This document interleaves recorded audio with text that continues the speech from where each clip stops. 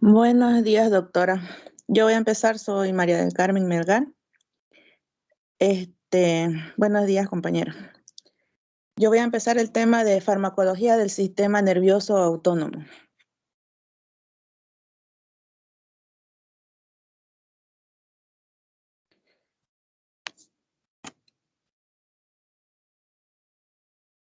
Ya.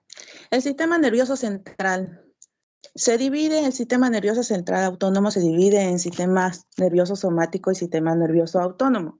El sistema nervioso autónomo regula funciones involuntarias como la digestión, circulación, metabolismo y excreción. También se subdivide en simpático y parasimpático. El sistema nervioso somático regula las funciones voluntarias como el movimiento, la respiración y postura. Este sistema también inerva formación exclusiva al músculo esquelético y contiene fibras nerviosas largas que se originan en la médula espinal y terminan de manera directa en la unión neuromuscular del sistema nervioso esquelético.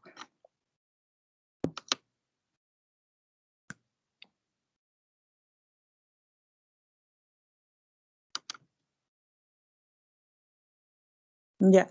El sistema nervioso autónomo, también conocido como sistema nervioso vegetativo visceral, controla las funciones involuntarias, regula la frecuencia cardíaca y la fuerza de contracción, la contracción y dilatación de vaso y la contracción y relajación del músculo liso, acomodación visual o foco visual, también la respuesta pupilar a la luz y la secreción de las glándulas exocrinas y endocrinas. También, como vemos aquí en la imagen, el sistema nervioso se divide en sistema nervioso central y sistema nervioso periférico. En el sistema nervioso central observamos que estimula en el cerebro y la espina dorsal, y también vemos que en el sistema nervioso periférico se subdivide en sistema nervioso autónomo y sistema nervioso somático. En el sistema nervioso autónomo vemos que se comunica con los órganos y glándulas internas, y en el sistema nervioso somático se comunica con órganos sensitivos y músculos voluntarios. También observamos que en el sistema nervioso autonómico se subdivide en simpático y parasimpático. En el sistema nervioso somático se subdivide en sistema nervioso sensorial y sistema nervioso motriz.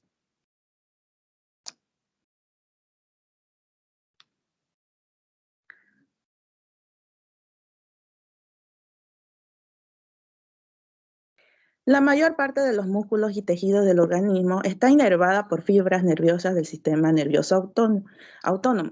Los músculos y tejidos inérvalos incluyen al músculo liso, músculo cardíaco y las glándulas. Existen dos tipos de fibras, aferentes y eferentes. Las fibras aferentes transmiten información desde la periférica al sistema nervioso central como tacto, dolor, presión, olfato, y las eferentes salen del sistema nervioso central que transmiten impulsos nerviosos a las glándulas o músculos encargados de realizar las órdenes. Como vemos aquí en la imagen, se ve como un pinchazo pasa al receptor cutáneo, luego transmite a la neurona sensitiva hasta llegar a la médula espinal. También observamos que pasa por la neurona intermedia para luego pasar a la neurona motora y llegar hasta el músculo. De esta forma, el sistema nervioso recibe de modo constante información desde la periferia y desde órganos internos.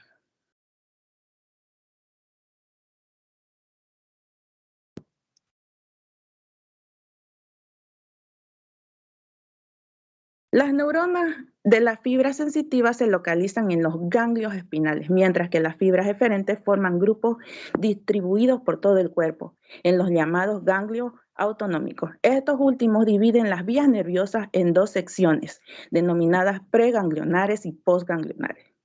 Las fibras preganglionares son mielinizadas y las postganglionares son amielinizadas. Mielinizada significa que es un proceso por el cual forman la vaina y la mielina en los anexones de las neuronas. El sistema nervioso autónomo difiere del sistema nervioso somático en que tiene una sinapsis ganglionar en la vía eferente.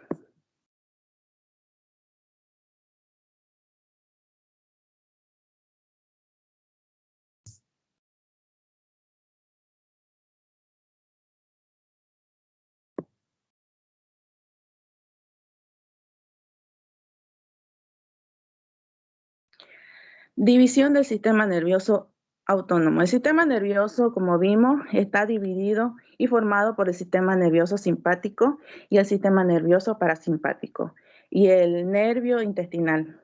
El sistema nervioso simpático, también llamado torocolumbar, por su ubicación anatómica, se origina en núcleos dentro del sistema nervioso central y emite fibras preganglionares eferentes que se salen del tallo encefálico o la médula espinal y terminan en los ganglios motores. Las fibras preganglionares salen del sistema nervioso central a través de los nervios raquídeos, torácicos y lumbares. Como estamos viendo aquí en la imagen, ay, me equivoqué.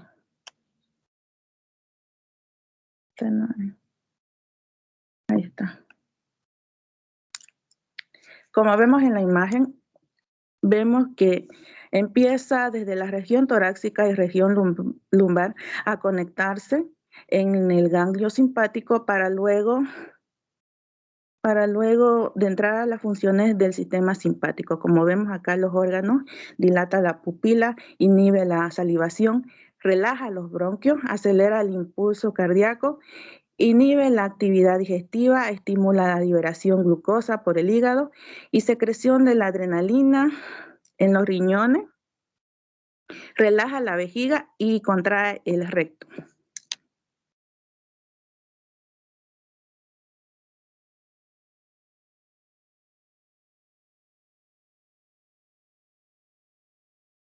No sé cuál de mis compañeros quiere seguirle.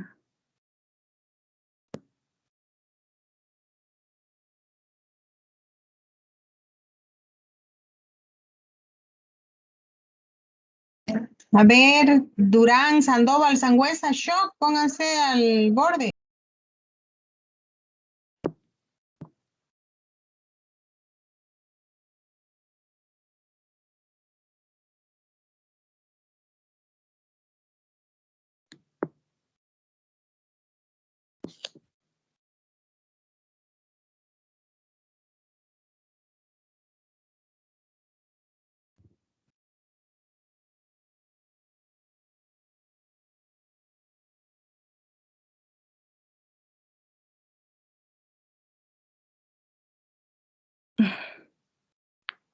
Buen día, doctora. Yo voy a continuar. No me quiere cargar aquí la imagen. Ok, ya. El sistema nervioso parasimpático. El sistema nervioso parasimpático también es el sistema craneosacro. Por su origen se origina en núcleos dentro del sistema nervioso central y también emite fibras preganglionares eferentes que salen del tallo encefálico o de la médula espinal. ¿Ok? Y termina en los ganglios motores. Las fibras preganglionares salen del sistema nervioso central a través de los núcleos de los nervios craneales, del tercero, el séptimo, noveno y el décimo. La segunda y la cuarta raíces, raquídea, sacra. Y en el sistema parasimpático, los ganglios se encuentran próximos a los órganos inervados, por lo que las fibras preganglionares son largas y las postganglionares son más cortas, ¿ya? La mayoría de las fibras preganglionares parasimpáticas terminan en células ganglionares, distribuidas en redes en el interior de las paredes de órganos inervados. Aquí, como ya se ve en la imagen, el sistema nervioso parasimpático contrae la pupila, estimula la salivación. ¿En qué número de imagen estás, niña? ¿En la 9? ¿Sí? Sí. Lo que pasa es que no ya me está carga bien. muy bien lo que... Es que tenés que darle doble clic, ¿ya? Bueno. Ya.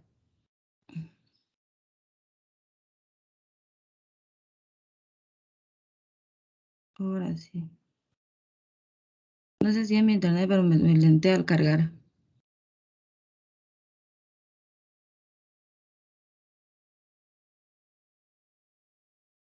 Transmisión de los impulsos del sistema nervioso autónomo. Ahora sí. Esta se divide en dos: la transmisión de impulsos nerviosos del sistema simpático y transmisión de los impulsos nerviosos del sistema parasimpático. En el sistema de los impulsos del simpático interviene la noradrenalina, conocido como es el sistema adrenérgico, y en el parasimpático interviene la acetilcolina, conocido como el sistema colinérgico. ¿Ya?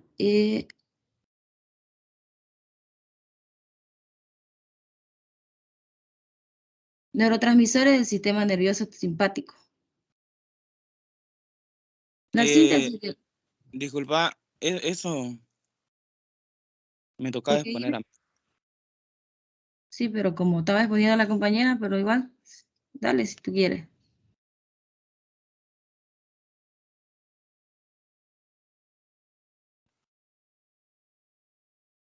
Eso está más adelante, ¿no?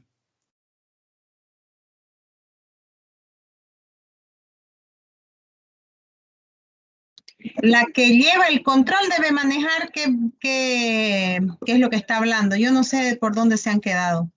Yo tengo el control ahorita, doctora. Entonces coordine con su compañera, no sé qué está hablando. Ya, entonces yo voy a hablar acerca de la transmisión de los impulsos en el sistema nervioso autónomo. Sí, entonces esta se divide en dos. Transmisión de los impulsos nerviosos del sistema simpático, que interviene la noradrenalina, conocido como sistema adrenérgico. Y transmisión de los impulsos nerviosos del sistema parasimpático, que interviene la acetilcolina, conocido como sistema colinérgico. Sistema nervioso simpático. Los neurotransmisores del sistema nervioso simpático. La síntesis de la noradrenalina se inicia a partir de la tirosina. La tirosina hidroxilasa hidroxila la tirosina para formar dihidroxifenilamina, DOPA, conocido como la DOPA. La DOPA es descarboxilada por la DOPA descarboxilasa para formar dopamina. La dopamina es transportada hacia las vesículas transmisoras, donde es hidroxilada por la dopamina B-hidroxilasa para formar la noradrenalina. La noradrenalina se almacena en las vesículas transmisoras mediante un proceso dependiente de calcio. El proceso de captación es cuando la acción de la noradrenalina termina principalmente por transporte activo hacia la terminación nerviosa desde el espacio extracelular. Neurotransmisores del sistema nervioso parasimpático. La acetilcolina es el principal neurotransmisor de la sinapsis de todos los ganglios del sistema nervioso simpático y parasimpático. Estas se sintetizan en la terminal axonal y se depositan en vesículas sinápticas. La síntesis se realiza en la terminación axonal por la unión del grupo acetil o acetato de acetilcoenzima A con la colina, los cuales se unen coenzima A con la colina, los cuales se unen mediante la acción de la acetilcolina transferasa. Su liberación puede ser bloqueada por la toxina butulínica. Después de su liberación, la acetilcolina se hidroliza rápido a colina y a acetato por la acción de la acetilcolinesterasa titular y también por la butirilcolinesterasa, llamada pseudocolinesterasa. Receptores adrenérgicos se clasifican en dos receptores adrenérgicos, A y B. Receptores adrenérgicos se dividen en dos subtipos, A1 y A2. Receptores adrenérgicos A1 se localizan en las células efectoras postsinápticas, en las células del músculo liso vascular, uréter, útero, esfínteres vesicales, gastrointestinal y glándulas salivales y sudoríparas. Su acción en el músculo liso es obligatoria, excepto a nivel gastrointestinal, produce relajación. También su activación produce pupilas dilatadas. Receptores A2 se localizan en el sistema nervioso central, cerebral y medular, en las terminaciones nerviosas adrenérgicas presinápticas, en las plaquetas y en las células beta del páncreas. Cuando se activan, disminuye la secreción de insulina. Las consecuencias son bradicardia, vasodilatación, hipotensión, efectos inotrópicos negativos. Un ratito, joven Sangüesa. Yo sigo con la multimedia antigua. ¿Los demás qué ven? Los he dejado avanzar, pero yo sí. De mí sale. ¿Estamos avanzando o no? No, yo las estoy avanzando. ¿En qué multimedia vas tú? Él va por la 14, doctora. Lo que pasa es que usted tiene que darle que el control lo tenga otra persona. Seguramente usted quiso Tomar tocar el control, dice. Pueden tomar otras personas el control. Está tomado el control, doctora, pero usted tiene que Ya. ahí apretar abajo. Ahora sí, ya. Voy a tomar el control de nuevo, doctora. Ya. Ahora sí. Ya, siga. Entonces, receptores adrenérgicos B. Se clasifican en 3 subtipos: receptores adrenérgicos B1, B2, B3. Receptores adrenérgicos B1. Su estimulación provoca efectos cronotrópicos e inotrópicos positivos. Aumento de la velocidad de conducción, la secreción de renina en los riñones y la lipólisis en las células adiposas. Receptores adrenérgicos B2. Los presinápticos tienen un efecto opuesto a los receptores A2. Aumenta la liberación de noradrenalina endógena en la sinapsis. La estimulación de estos receptores provoca relajación del músculo liso, vasodilatación, broncodilatación, recuperación. Receptores adrenérgicos B3. Se localizan en el tejido adiposo. Su activación produce aumento en la lipólisis.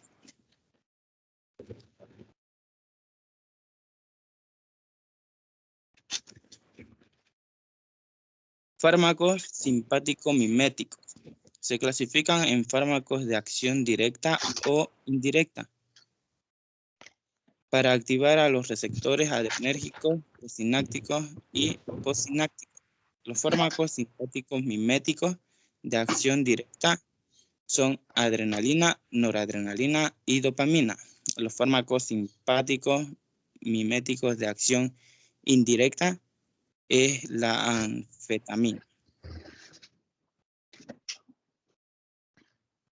Efectos farmacológicos. Aparato cardiovascular.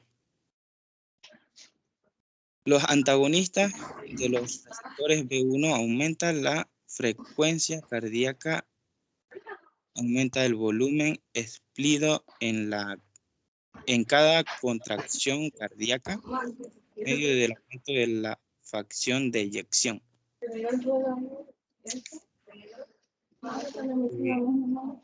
Antagonistas B2 producen relajación del músculo liso vascular que puede causar un aumento del reflejo de la frecuencia cardíaca.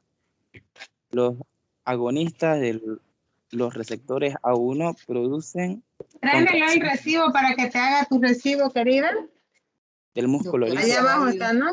Provocan aumento de la resistencia periférica y del retorno venoso.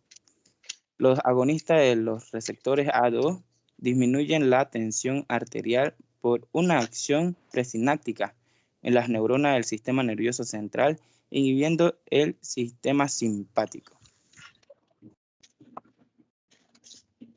Hasta ahí termina.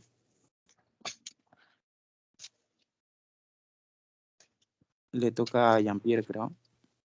Ya, buenos días, doctora, buenos días, compañero. Ya, mi querida, véngalo. Tráemelo el anterior para que copie. Doctora, su micrófono está con audio. Sí, joven, me va a disculpar. ¿Ya puedo seguir, doctora? Claro que sí, estamos en aparato respiratorio. Sí, bienísimo. Bueno, como decía mi compañero, los receptores adrenérgicos se clasifican en 2 tipos, que son los alfa y los beta. En el aparato respiratorio incluyen o actúan los receptores del beta 2, que estos producen una relajación del músculo liso bronquial. De ahí también estos mismos actúan en el ojo, en el tracto gastrointestinal, en los efectos metabólicos endocrinos y en el tracto genitourinario. En el ojo actúan los receptores alfa-1, que estos son los encargados de contraer el músculo radial del iris. De ahí en el tracto gastrointestinal actúan dos receptores que son el alfa-1 y los beta-1.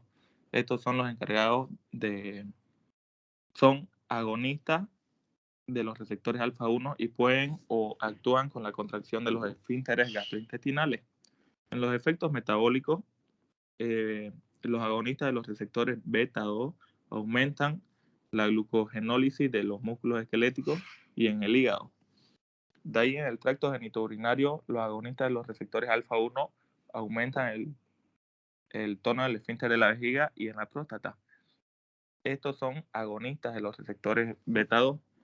Y para los compañeros que tal vez se hayan olvidado, los agonistas son aquellos fármacos que se unen al receptor o tienen afinidad al mismo. De ahí los usos terapéuticos. En los usos terapéuticos se considera la descripción de los fármacos simpaticomiméticos. Estos mismos son los que actúan como agonistas del sistema simpático. Es decir, que se unen, ¿no? Que actúan conjunto con ellos o de la misma manera. Entre estos fármacos tenemos la adrenalina. La adrenalina que es agonista de los receptores alfa-1, alfa-2, beta-1, 2 y 3, encargados de aumentar la tensión sistólica. De ahí también encontramos la noradrenalina, la dopamina y la dobutamina. La noradrenalina tiene efectos sobre los receptores alfa-1, alfa-2 y beta-1, aumentando la resistencia periférica y la tensión arterial. De ahí la dopamina es aquella que activa los receptores adrenérgicos beta-1 y aumenta la frecuencia y la contracción cardíaca. La dobutamina es un fármaco simpatomimético sintético, el cual estimula los receptores alfa y beta con efectos selectivos sobre los receptores beta-1. De ahí tenemos los agonistas, que como ya les decía, son aquellos que se unen al receptor o tienen afinidad al mismo. Ya. Entre los agonistas tenemos los receptores adrenérgicos de beta-2, que son los que relajan el músculo liso bronquial. Ejemplo del salbutamol, que es aquel que es utilizado por los asmáticos, ¿no? De ahí tenemos también los agonistas selectivos receptores adrenérgicos alfa-1, producen contracción en el músculo liso vascular. Más usado, un ejemplo de los fármacos más usados es la fenilefrina. De los agonistas selectivos, los receptores adrenérgicos alfa-2 estimulan el centro vasomotor del bulbo raquídeo y produce disminución de la resistencia vascular. Algunos ejemplos de estos medicamentos son la clonidina y la metildopa. De ahí los antagonistas de receptores adrenérgicos, estos fármacos interactúan con los receptores adrenérgicos alfa y beta.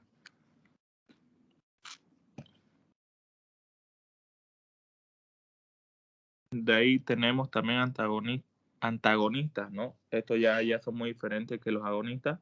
Los antagonistas son aquellos que tienen efectos opuestos, es decir, bloquean al receptor o las acciones del mismo. Tenemos los receptores adrenérgicos de alfa-1 y los más utilizados o más comunes son la prazosina y la tansulosina.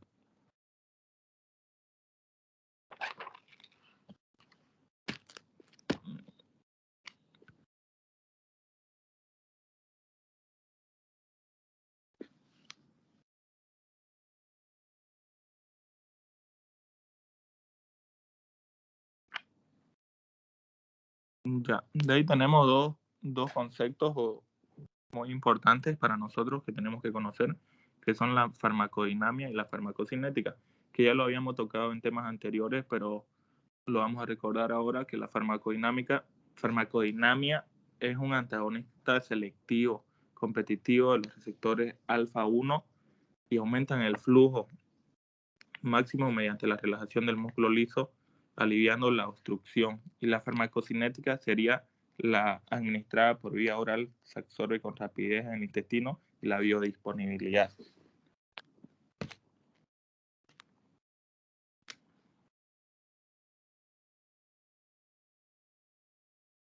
Ya, de ahí tenemos las indicaciones, reacciones, contraindicaciones y en las indicaciones tenemos la dosis y presentación. La dosis sería de 0.4 miligramos al día. Es utilizada para tratar la hiperplasia prostática benigna y se presenta en cápsulas de 0.4 miligramos para que así el paciente no tenga complicaciones en el mismo. De ahí las reacciones adversas son una eyaculación anormal, náusea, diarrea, vómito. En las contraindicaciones tenemos hipersensibilidad al mismo. De ahí, reacciones adversas, le acabo de indicar, contraindicaciones e hipersensibilidad. De ahí tenemos antagonistas de los receptores alfa 1 y beta bloqueadores, que en este tenemos la betalol. Estos producen efectos selectivos sobre los alfa 1 y no selectivos sobre los beta adrenérgicos. Ejemplo, la etanol, carvedilol y prisodil. Los antagonistas de los receptores beta adrenérgicos inhiben los estímulos a nivel vascular.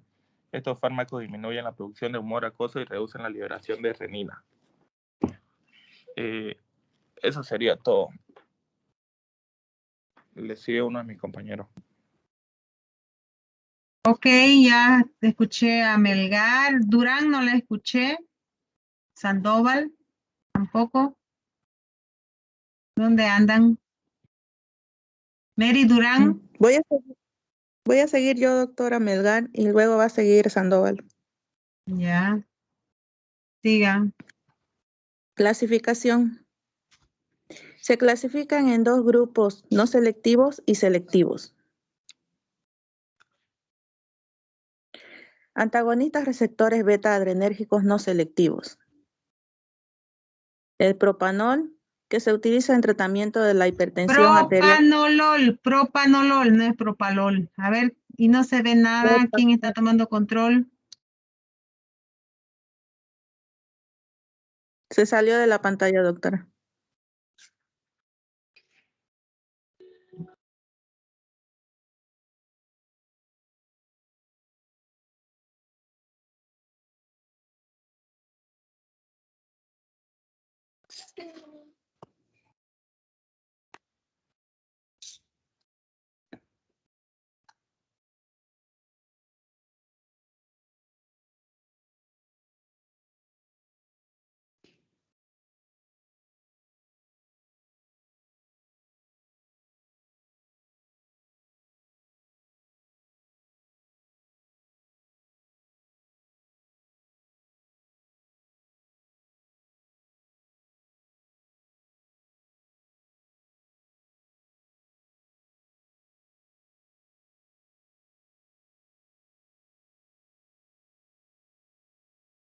Tome el control, por favor. Tiene que darle doble clic. Ya, doctora.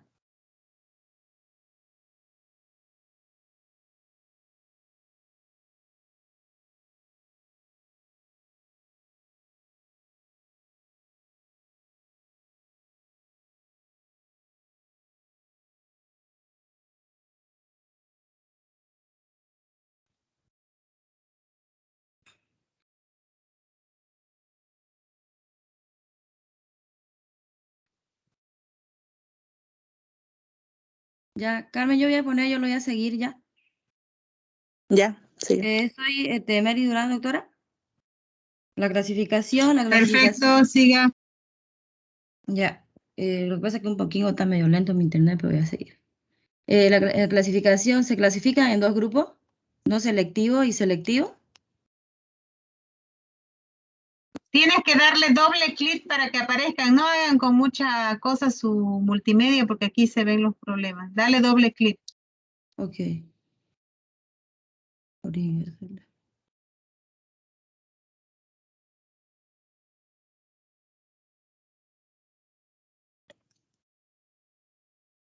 Ya. Adrenérgico no selectivo, el propanol se No utiliza se ve nada, que tu compañero te ayude con la presentación, solamente se ve clasificación.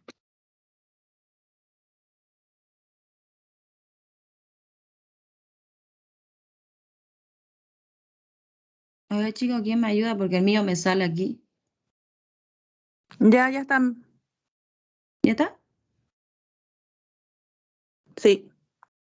Ok, ya. El propanol se utiliza en el tratamiento de la hipertensión arterial. Ya le corregí, señorita, se llama propanolol y usted está en la multimedia número 2. No sé qué es lo que han hecho. Sí, esta diapositiva está mala. No, El propanolol. ustedes la mueven. A ver, repita 5 veces. Propanolol, propanolol. A ver, hasta que pueda hablar. No la leíste antes, ¿no? Ahí se da cuenta uno que ustedes no leen la multimedia. No, doctora, que yo ya soy otra ya. Yo ya le dije ya, No propanolol le dije. importa, no importa quién seas. Yo quiero que digas propanolol, no propalol. Propanolol bien? le dije. ¿Me Yo escucha? escuché propalol. Sí, escuché que estoy cambiando la multimedia. Propanolol. Es que se Porque vos escucha estás corto. exponiendo. Hay mucha interferencia de veras. No sé qué es lo que han hecho ustedes. Que estoy perdida. ¿Cómo estarán sus compañeros? Es el internet, Pero profe, que entonces. sí creo que sí es el internet, porque igual el mío no me carga rápido. Ya, a ver, de nuevo. ¿Quiénes se clasifican? A ver, vamos a ver la primera multimedia. Vamos ahí a la 21. Clasificación. Ya, de ahí empiece. ¿Quiénes se clasifican en selectivos y no selectivos? Ya, yo las dejo. Empiece desde el principio. ¿Quiénes se clasifican en 2 grupos?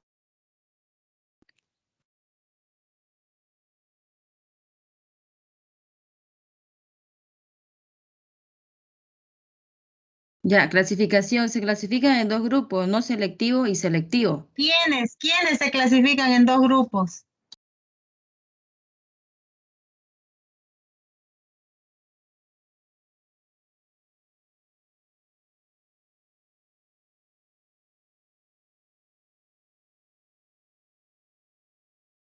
Chicos, son grupos, participen. Ella viene y habla de memoria o lo que ve en la multimedia. ¿Quiénes se clasifican en 2 grupos? ¿A qué tema han entrado? A ver. Los Agonistas. antagonistas receptores. Claro, si vos no le... Es que si ustedes antagonistas producen antagonistas, los receptores beta adrenérgicos inhiben el estímulo adrenérgico a nivel vascular. Estos fármacos producen los siguientes efectos: disminución de la frecuencia cardíaca, disminución de la producción de humor acuoso y reducen la liberación de renina. ¿Cómo se clasifican? En 2 grupos, selectivos y no selectivos. ¿Cuáles son? Continúe.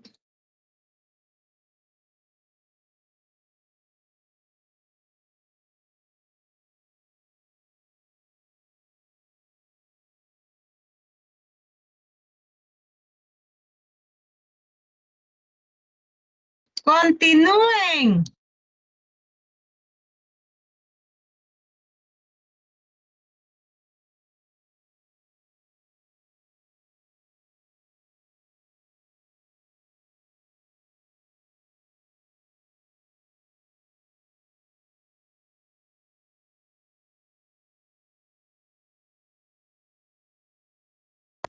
Antagonistas receptores beta adrenérgicos no selectivos. El propanolol se utiliza en el tratamiento de la hipertensión arterial, arritmias ventriculares, infarto agudo de miocardio, angina de pecho y migraña. El timolol, administrado por vía oral y tópica, se absorbe en cantidad suficiente y puede ocasionar aumento en el contracción del músculo liso de las vías respiratorias y disminuye la frecuencia y fuerza cardíaca.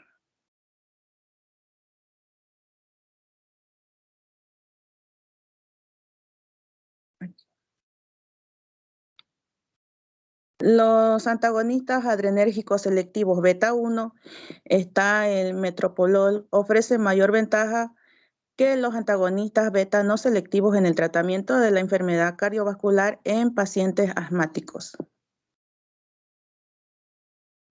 Los receptores colinérgicos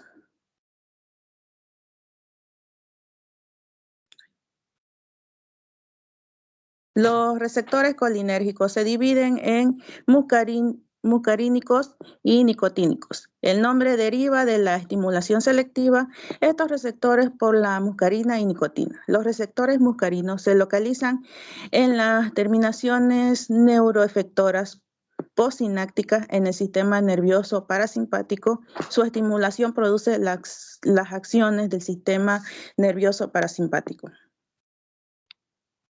También tenemos los receptores nicotínicos que se localizan en la unión neuromuscular esquelética de ganglios autónomos, tanto simpático como parasimpático, médula suprarrenal y en el sistema nervioso central. Las sustancias que estimulan los receptores nicotínicos excitan las fibras y los postganglionares y ambos en sistemas.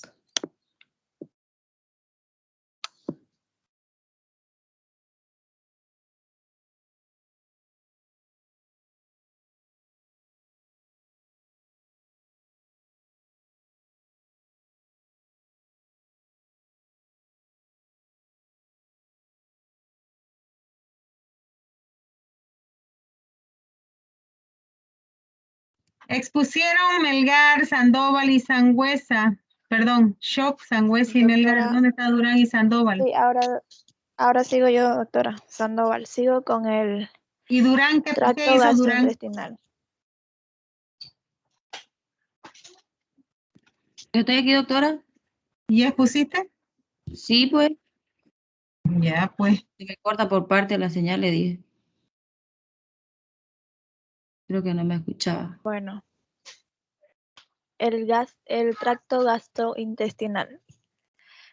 Aumenta la contracción y el tono del músculo liso junto con incremento de la actividad peristáltica y la motilidad, de modo que aumenta la salivación y la secreción ácida. El tracto urinario. Aumenta la contracción del uréter y del músculo liso vesical. Eleva la relajación del esfínter urinario. El aparato respiratorio produce contracción del músculo liso de las vías respiratorias, lo cual ocasiona broncoconstricción y aumento de las secreciones bronquiales.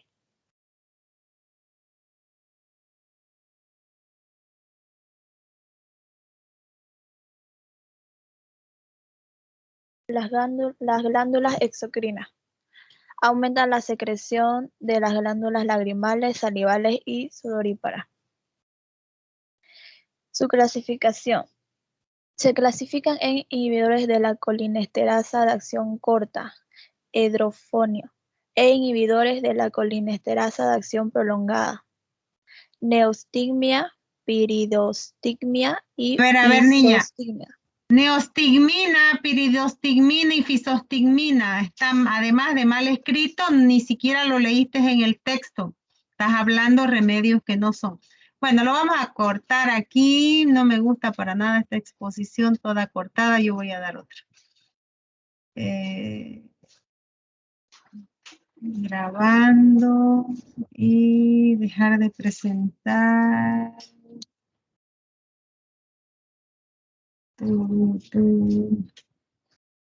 Dar mi PC.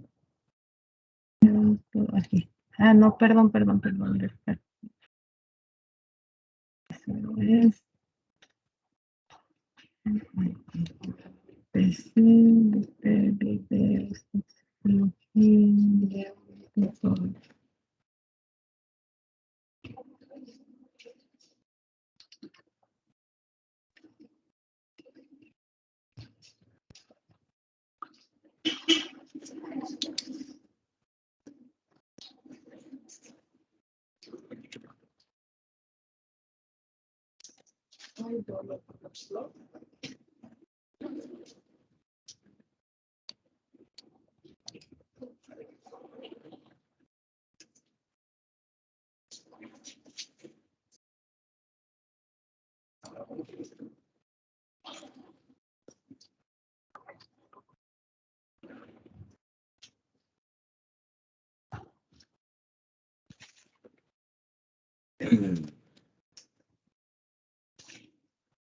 Bueno, chicos, muchas interferencias y cuando hay interferencias, nosotros nos distraemos un poquito.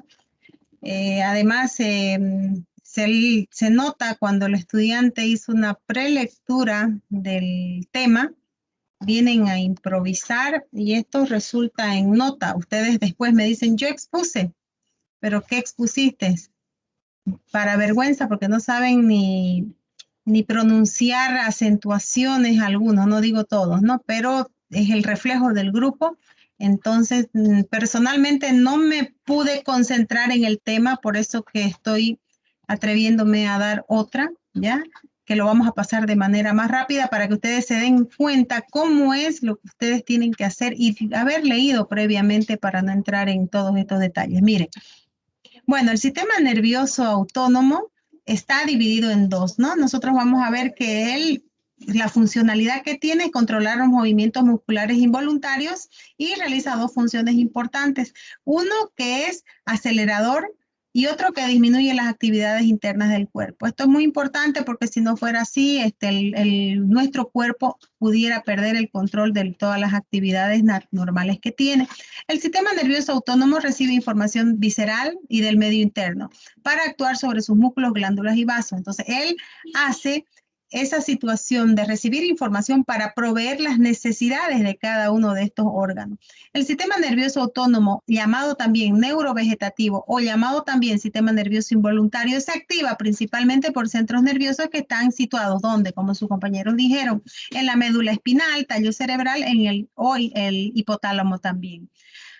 También algunas porciones de la corteza cerebral, como la corteza límbica, pueden transmitir impulsos a centros inferiores y así influir en el control autónomo. Entonces vemos cómo este sistema nervioso es el que a través de la recepción de información, él da solución a muchas funcionalidades que cumple cada uno de los órganos de manera autónoma. Entonces vamos a ver que el sistema nervioso, dentro de la funcionalidad que le corresponde, controla o mantiene la hemostasia, que es la cantidad de sangre que necesita el organismo para dar, en este caso, toda la necesidad al medio interno, ¿no? Entonces, en respuesta a las alteraciones del medio interno como a los estímulos externos. Entonces, nosotros vamos a ver que controla la musculatura lisa, sistema visceral, vascular, secreciones exócrinas y algunas endócrinas, como por ejemplo el sudar, las lágrimas, alguna liberación de enzimas pancreáticas, frecuencia y fuerza contráctil del músculo esquelético, del músculo liso, que es el corazón, ¿ya? Procesos metabólicos, sabemos que se utilizan los hidratos de carbono para la energía y funcionalidad del cuerpo, ¿no? El sistema nervioso autónomo se divide en dos porciones, ya lo vimos, simpático, que es la porción toracolumbar, y el parasimpático, que se refiere a la sección craneosacral. Estos en realidad tienen acciones opuestas. La actividad simpática aumenta en situaciones de estrés. Entonces, la que nos mantiene alertas en caso de que nosotros sintamos miedo, es el sistema simpático el que nos hace reaccionar. La actividad parasimpática es la que nos predomina cuando estamos sedados, reposados y tranquilos. Entonces, la simpática es la que nos pone en alerta cuando recibimos algún estímulo, por ejemplo, de estrés o de agresión. A diferencia de la parasimpática, que es la que tenemos activada en el reposo. Tiene que haber el equilibrio de ambos sistemas para que haya un perfecto funcionamiento fisiológico de todos los órganos del cuerpo en condiciones normales. Entonces, entre el estrés y la tranquilidad, nosotros tenemos que vivir controlando, ¿no?, las dos funciones para poder llevar a cabalidad la funcionalidad. Respuestas simpáticas. Nosotros vamos a ver que ellas tienen el papel importante en preservar al organismo, ya que ocasiona de forma rápida y muy efectiva respuestas a los estímulos exteriores que puedan amenazar la integridad del individuo. Por ejemplo, dilatación pupilar cuando tenemos una agresión a ese nivel, aumento del ritmo cardíaco, fuerza de contracción y presión arterial. Cuando estos órganos en funcionalidad están disminuidos, estas respuestas simpáticas son las que primero vienen a reforzar nuestro sistema de reemplazo que tenemos hasta mimetizarlas o igualarlas. Dilataciones de las vías aéreas, ¿ya? Constricción de vasos sanguíneos que irrigan riñones y el tubo digestivo, muy controlador el riñón de la presión arterial. Dilatación de vasos sanguíneos que irrigan órganos principales en el caso de ejercicio o el peligro, músculo esquelético, músculo cardíaco, hígado y tejido adiposo. Entonces son respuestas fisiológicas que el organismo pone en juego frente a situaciones de amenazas exteriores o estímulos exteriores que puede recibir el organismo, y ante ello hay una respuesta involuntaria que es propia del organismo, ¿no? La respuesta parasimpática, ya dijimos, está orientada al contrario del simpático, a la conservación de la energía. Cuando hablamos del caso del reposo, disminución del ritmo cardíaco, disminución de la velocidad de conducción auriculoventricular, contracción de la musculatura lisa, el salivar, el lagrimear, el orinar, el digerir, el defecar, en este caso son dadas por respuestas a los estímulos externos, ¿no? Bueno, dije desde el principio, ¿no? El sistema nervioso estaba dividido en dos, ¿ya? Pero vamos a hablar de un sistema nervioso entérico que, como dije al principio, es extenso, está organizado de diferentes formas, diferentes neuronas que están situadas en las paredes del aparato digestivo. ¿Y qué hace el sistema nervioso? Se encarga de controlar directamente este vasto y importante aparato de la nutrición. Algunos autores lo consideran como una tercera división del sistema nervioso autónomo, pero lo vamos a mirar desde la óptica de la individualidad como sistema nervioso entérico. Este está constituido, y lo vamos a ver en otro tema, el plexo mientérico y el plexo submucoso, que irán en otro tema. Bueno, hablamos de la transmisión de los impulsos nerviosos, hablábamos, ¿no?, de que el sistema simpático y parasimpático del reposo y de la alerta. Entonces, tenemos acá nosotros aquellos que conducen el estímulo, ¿no? Nosotros vamos a ver que se llaman neurotransmisores. Neurotransmisores tenemos específicos que son liberados en el sistema nervioso autónomo. Entonces, la transmisión del estímulo excitatorio ocurre mediante liberación de estos neurotransmisores. Estos viajan, ¿no? ¿De dónde salen? Las terminaciones de las fibras postganglionares del sistema nervioso parasimpático liberan la acetilcolina. Las terminaciones de las fibras postganglionares del sistema nervioso simpático liberan noradrenalina, como dijimos al comienzo, con excepción de la glándula suprarrenal. Neuronas preganglionares de ambos sistemas liberan acetilcolina, y la dopamina también interviene en la transmisión del impulso del estímulo nervioso. ¿Qué es la noradrenalina? Hemos dicho que son neurotransmisores del sistema nervioso. Es el neurotransmisor de la mayor parte de las fibras simpáticas postganglionares, las que salen, ¿no?, de todo el tronco toracolumbar y en muchas neuronas centrales. Cuando la noradrenalina se libera, ¿con quién se une? Se une a los receptores adrenérgicos, ¿ya? Todo neurotransmisor se une a un receptor específico. Entonces, la noradrenalina se une a los receptores adrenérgicos. Este proceso finaliza con su recaptación por neuronas presinápticas, degradación por la monoaminoxidasa, una enzima que se encuentra en la mitocondria, o la otra, en este caso, la enzima COM, que se encuentra en el hígado, y compuestos conjugados del intestino. Entonces, este neurotransmisor lo que hace es, en este caso, interactuar con los receptores que se encuentran en diferentes órganos y sistemas. Vamos a ver que la transmisión noradrenérgica y adrenérgica tenemos que ver cómo se liberan o cómo se sintetizan cada uno de estos neurotransmisores. En este caso, vamos a ver que para que haya noradrenalina, tenemos que empezar por fenilalanina. Esta se transporta a la terminal nerviosa y allí se sintetiza el neurotransmisor, que es el que necesitamos, ¿no? Se almacena en las vesículas adrenérgicas del citoplasma neuronal, la bomba de aminas que ustedes la ven aquí. El flujo de calcio es el que hace o ayuda a la liberación para que actúe sobre las vesículas y los receptores adrenérgicos beta, como lo dijimos hace un momento. Luego, la médula suprarrenal y algunas áreas cerebrales, la noradrenalina es convertida en adrenalina por una enzima, la feniletanolamina N-metiltransferasa. Y luego la conversión de tirosina en dopa, que es el paso limitante en la biosíntesis de la noradrenalina. Entonces nosotros estamos mirando cómo desde el precursor fenilalanina vamos a llegar hasta el almacenamiento, a llegar a influir a nivel del flujo de calcio, hasta la conversión en noradrenalina, como está aquí en el dibujito. Vamos a ver que en la transmisión de este impulso hay un bloqueo, ¿no?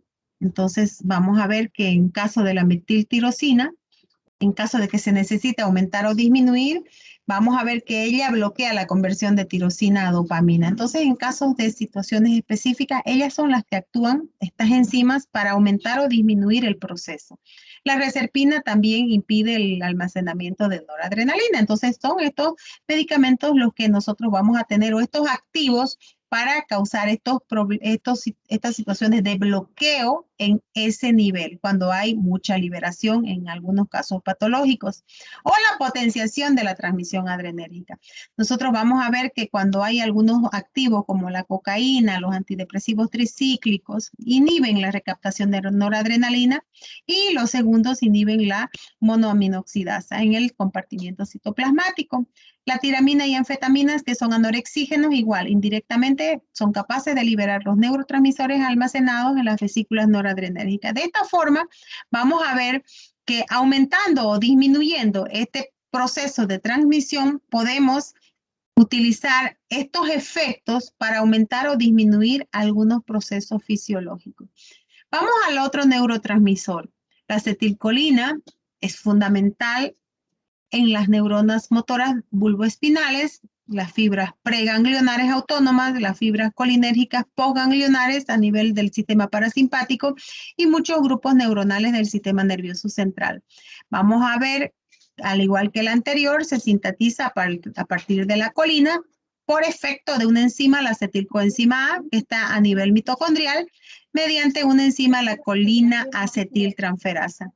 Al ser liberada la acetilcolina, ¿qué hace? Estimula los receptores específicos que vienen a ser los receptores específicos de la acetilcolina, son los receptores colinérgicos, y su interacción finaliza rápidamente por hidrólisis local, o sea que se desdobla en colina y ácido acético mediante la acción de la acetilcolinesterasa y butirilcolinesterasa. Entonces, la transmisión colinérgica es la que está mediada por la acetilcolina. Estamos hablando, al igual que el anterior, que se sintetiza en el citoplasma utilizando una enzima, la acetilcoenzima A y colina, utilizando la acetiltransferasa, ¿no? Se almacena, hemos visto, las vesículas colinérgicas de las neuronas presinápticas, ¿ya? El flujo de calcio, vamos a ver que la membrana presináptica se despolariza, abre los canales de calcio, ¿ya?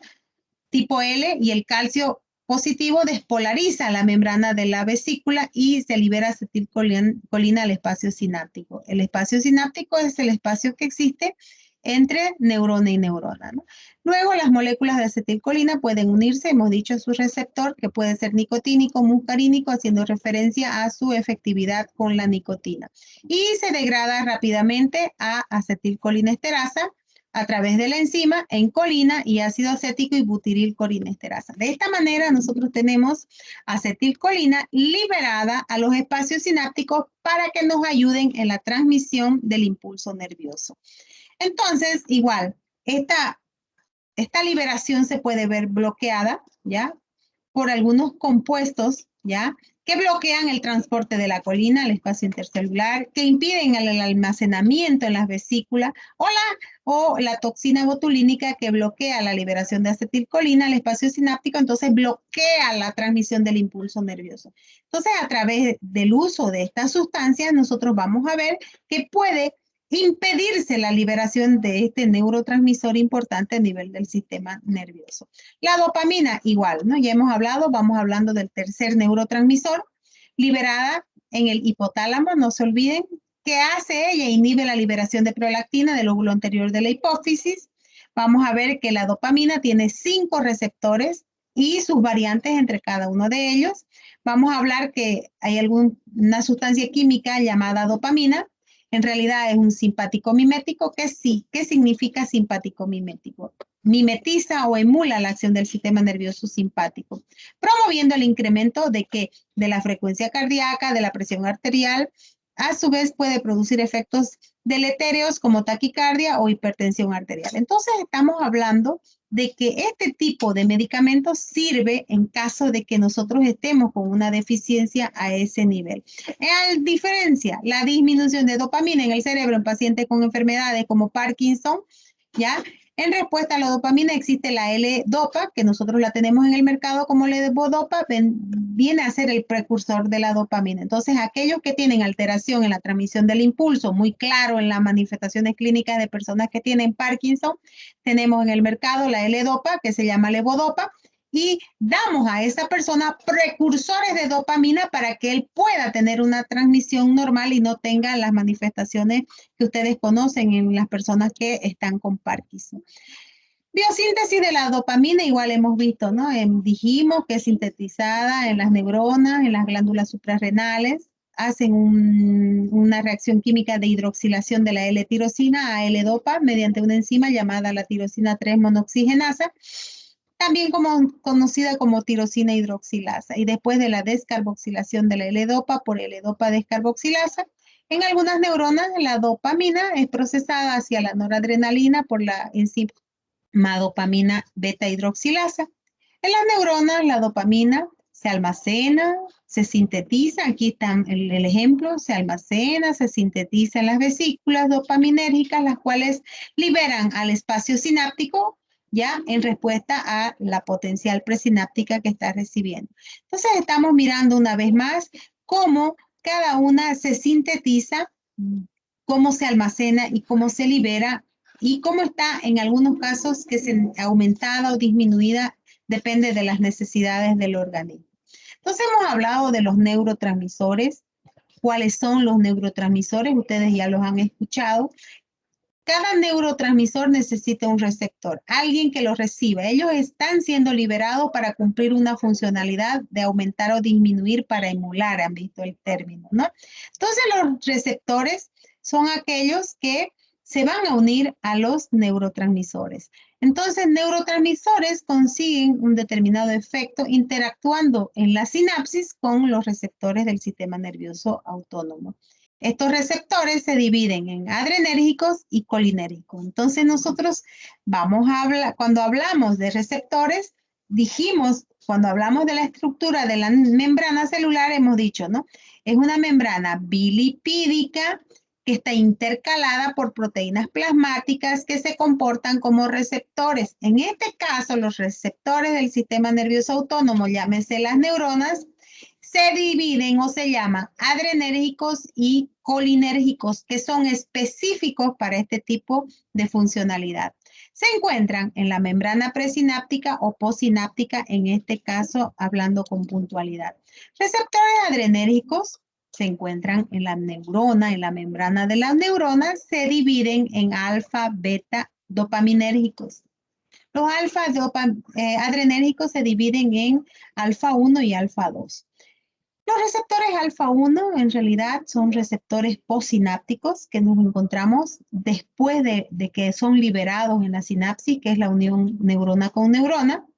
¿Qué efectos producen? Contractura de la musculatura lisa vascular, disminución de la motilidad del tracto gastrointestinal, contrae los esfínteres, que son los reguladores del ingreso y egreso de sustancias del tracto digestivo, producen glucogenólisis, destrucción, ¿no? de la energía, liberan potasio en el hígado y en las glándulas salivales. La traducción de la señal es a través de las proteínas G. En sus segundos mensajeros son el 1,4,5 trifosfato-inositol y el diacetilglicerol. Entonces los receptores adrenérgicos de por sí cumplen funciones importantes. Se lo dividen dependiendo de la situación de que sean afines a los receptores alfa o beta y tomando en cuenta que dentro de los alfa hay 1 y 2. Receptores alfa 2 principalmente se localizan en la vertiente presináptica, estamos hablando antes de la sinapsis, también son postsinápticos en algunos casos cuando se habla de las células hepáticas, las plaquetas, la musculatura lisa y los vasos sanguíneos. La activación de estos receptores presinápticos inhiben la liberación de noradrenalina, la activación de los receptores postsinápticos, ¿ya? Produce vasoconstricción y agregación plaquetaria. Entonces, todos estos efectos nosotros los vamos a ver y los vamos a poder utilizar en algunos efectos farmacológicos con algunos medicamentos que hacen esta funcionalidad. La traducción se hace por medio de una proteína y una disminución de una enzima monofosfato cíclico de adenosina. Los receptores beta-adrenérgicos, hablamos alfa 1, alfa 2, hablamos de los betas, se dividen en tres, B1, B2 y B3. Los B1 tienen la singularidad de ser postsinápticos, están localizados en el corazón, plaquetas y los tramos no esfínteros del tracto gastrointestinal.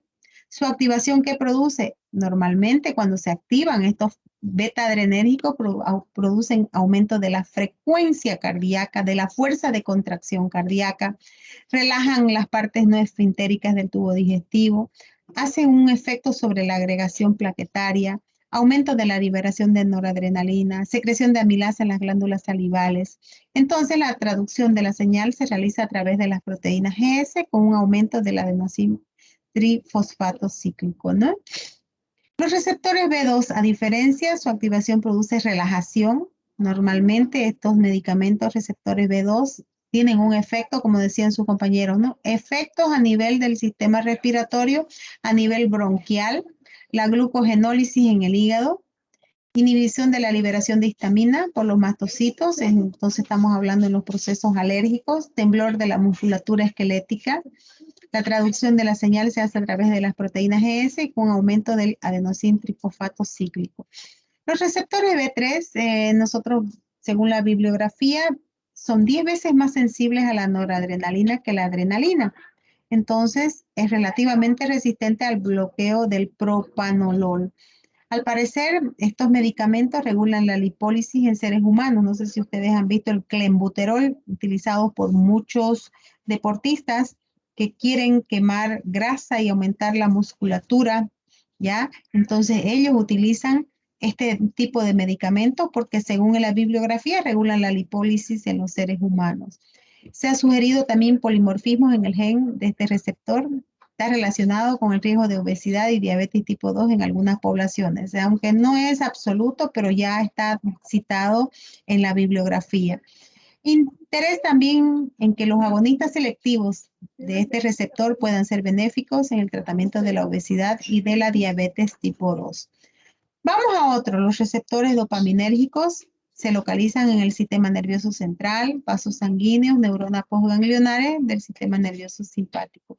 Se dividen en 5 tipos, receptores dopaminérgicos 1, 2, 3, 4 y 5 y sus variantes, ¿no? Pero en este caso vamos a hablar de los de 1, postsinápticos, se localizan en el músculo liso de los vasos mesentéricos y renales. También se encuentran en otros sistemas arteriales, como a nivel coronario, cerebral y cutáneo.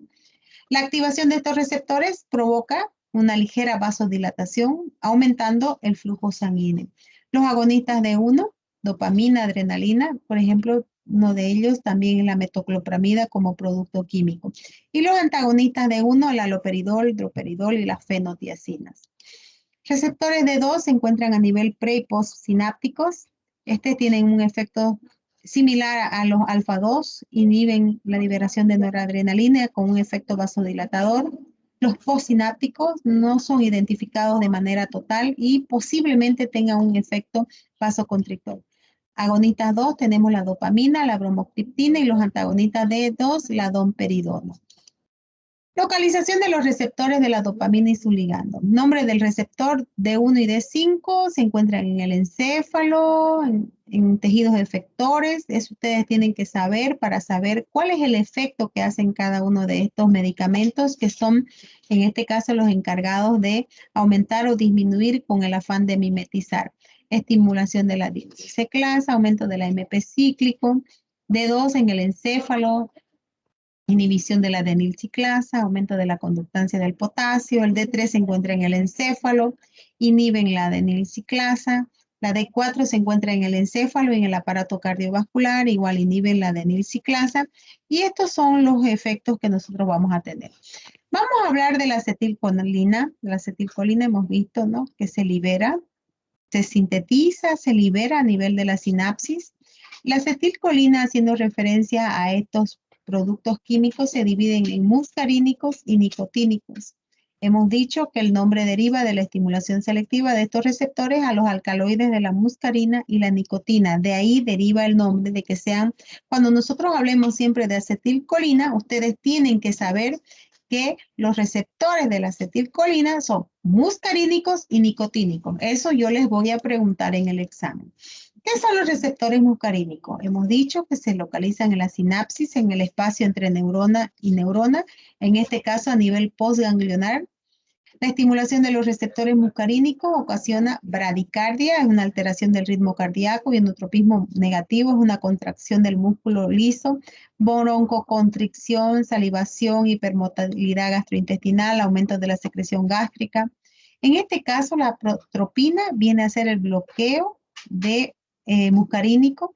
Entonces, cuando nosotros vemos que cuando están afectados nuestros receptores muscarínicos, por ejemplo, este es un ejemplo muy claro cuando estamos en contacto con algunos tóxicos, como por ejemplo los plaguicidas organofosforados, lo que hacen ellos es esto, ¿no? Provocan bradicardia, broncoconstricción, salivación. Entonces, el medicamento ideal para evitar este daño es la atropina. ¿Por qué? Porque es un bloqueante muscarínico. Rellena la atropina a estos receptores y hace un bloqueo para que no ingresen a ese sector los receptores muscarínicos, ¿no?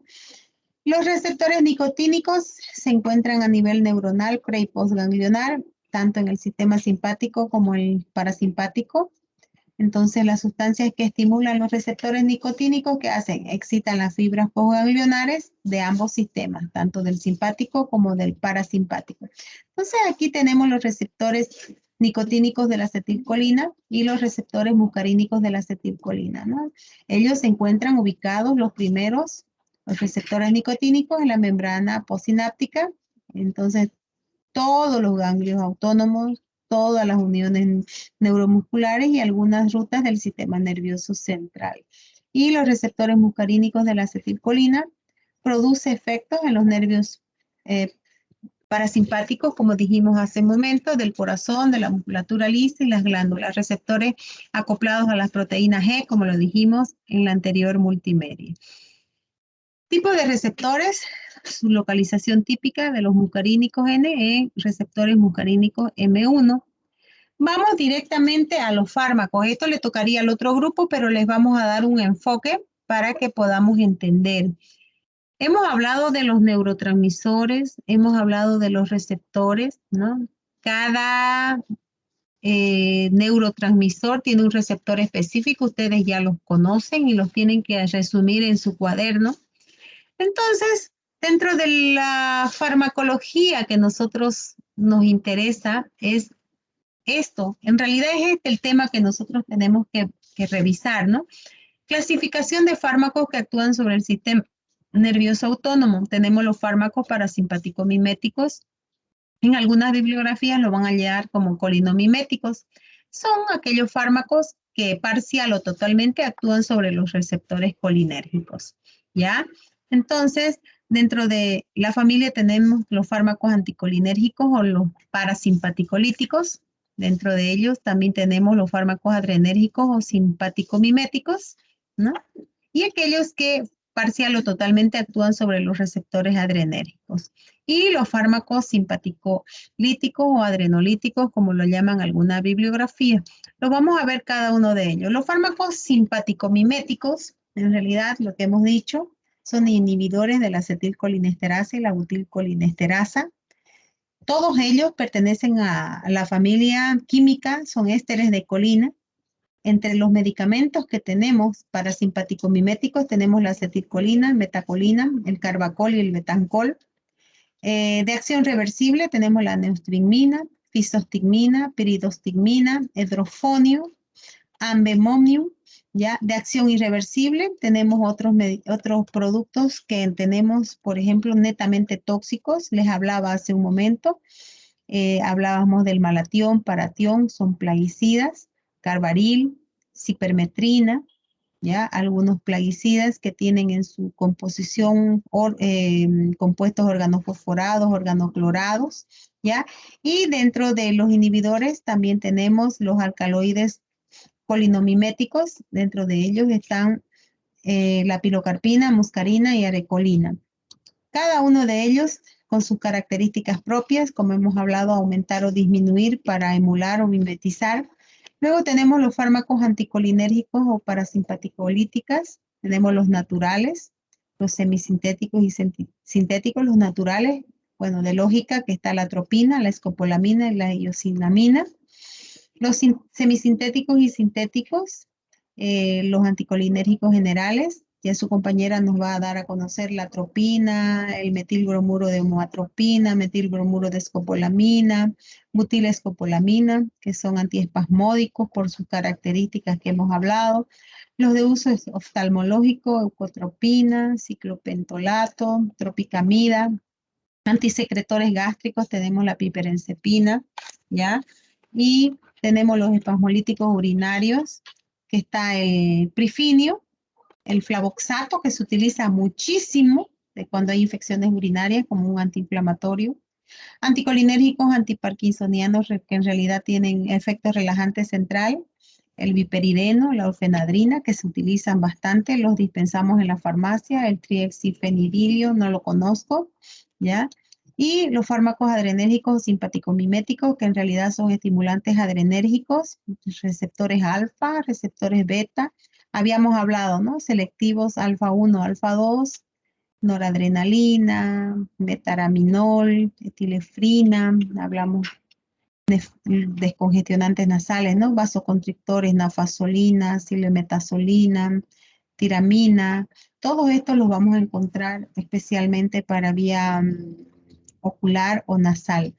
Los que son estimulantes adrenérgicos de los receptores beta no selectivos, isoproterenol, isoxuprina, betametano.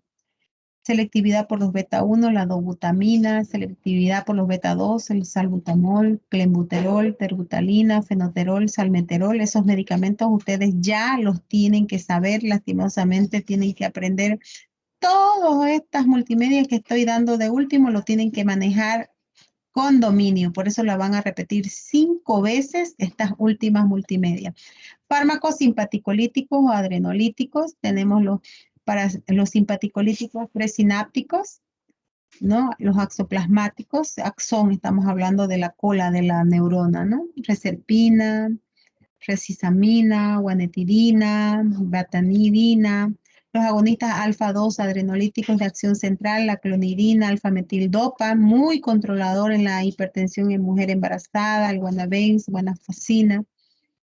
Dentro de ellos tenemos los no selectivos, fenoxibenzamidas, fentolamina. Para simpaticolíticos postsinápticos tenemos los antagonistas de receptores alfa. Es simplemente un repaso de todo lo que hemos visto en la fisiología del sistema nervioso. Los antagonistas de los receptores beta, tenemos los selectivos y no selectivos. Ya selectivos por alfa 1, prazosima, doxazosina, tansulosina. Hablaba su compañero de la hiperplasia prostática, este es especial para ello, teratocina, terazocina. Y selectivos por alfa 2, la yumbina. Los no selectivos antagonistas de los receptores beta, propanolol, nadolol, timolol, nadolol. Y los selectivos, metoprolol, atenolol, esmolol, acebutol, bisoprolol, muy utilizados, simpaticolíticos, postsinápticos, antagonistas de los receptores beta no selectivos y selectivos a nivel cardiovascular. Los vamos a estudiar ahí. Bueno, llegamos como parte final a muchas enfermedades. El sistema nervioso es también afectado por una serie de desbalance entre la liberación de neurotransmisores y receptores, ¿ya? Funcionamiento del sistema nervioso autónomo se llama disautonomía. Dentro de este nombre genérico tenemos el síndrome de taquicardia postural, aquellas personas que se levantan de manera brusca, por ejemplo, algunas que se levantan de la cama de manera brusca y tienen un ligero aumento en la pulsación del corazón. Síncope de origen neurocardiogénico igual, ¿no? Síncope es falta de oxígeno al momento de hacer una actividad brusca. Hipotensión ortostática igual, ¿no? Sensación de debilidad muscular. Visión borrosa cuando pasan de cúbito a la sedestación o el ortostatismo. Entonces, esos movimientos bruscos que a veces no son controlados por el sistema nervioso autónomo. Hipotensión mediada neuralmente, prolapso, alguna alteración en las válvulas, fallo autonómico, inestabilidad autónoma, atrofia multisistémica, y eso está dado por algunos síndromes específicos. síndrome de fatiga coronaria o enfermedades que aún no están conocidas, ¿no? Sabemos que el sistema nervioso, algunos lo llaman la caja negra del avión, estamos hablando de ello, ¿no? Que todavía estamos frente a situaciones que no conocemos en esa famosa caja negra. Causas, ¿cómo podemos nosotros llegar a tener estas patologías? Pueden ser virus, factores genéticos que vienen transmitidos de nuestra generación, como les había dicho, exposición a algunos productos tóxicos, enfermedades autoinmunes que son propias, heridas, traumatismos que hayan dañado el sistema nervioso autónomo y las manifestaciones clínicas características, ¿no? Dolor en el pecho, presión baja, cambios amplios o bruscos en la presión sanguínea, de pronto está alta, de pronto está baja, síncopes, problemas gastrointestinales, náuseas, insomnio, debilidad, ansiedad, erupciones frecuentes, convulsiones, ya, empobrecimiento cognitivo, a veces perdemos como si fuera un poco la memoria, visión borrosa, migrañas, ya, fármacos usados en este tipo de enfermedades, cortisona, la amidodrina, la efedrina y los inhibidores de la recaptación de serotonina que están dados en otro tema. La feocromocitoma es un tumor del tejido de la glándula suprarrenal que hace que nosotros liberemos bastante epinefrina y norepinefrina, entonces estamos alterando la funcionalidad, ¿no? A veces se presenta simplemente como un tumor único, a veces como un tumor maligno, cancerígeno, o se desarrolla en la médula, centro o núcleo, en ambas glándulas suprarrenales.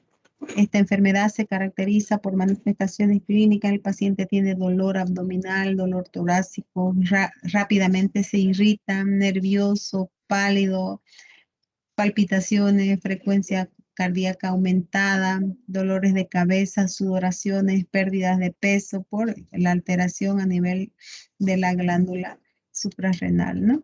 Tratamiento, pues extirpación siempre y cuando no sea cancerígeno, ¿no? Estabilizar la presión arterial y el pulso con medicamentos y de esta manera pues no estamos hablando de una patología bien sencilla. Entonces, jóvenes, hemos hablado más de 1 hora y 38 minutos. Ven ustedes que cuando la fluidez del tema es en este caso más seguida, creo que entendemos un poco más. Necesito que me hagan un resumen del tema. En estas últimas 5 multimedias están los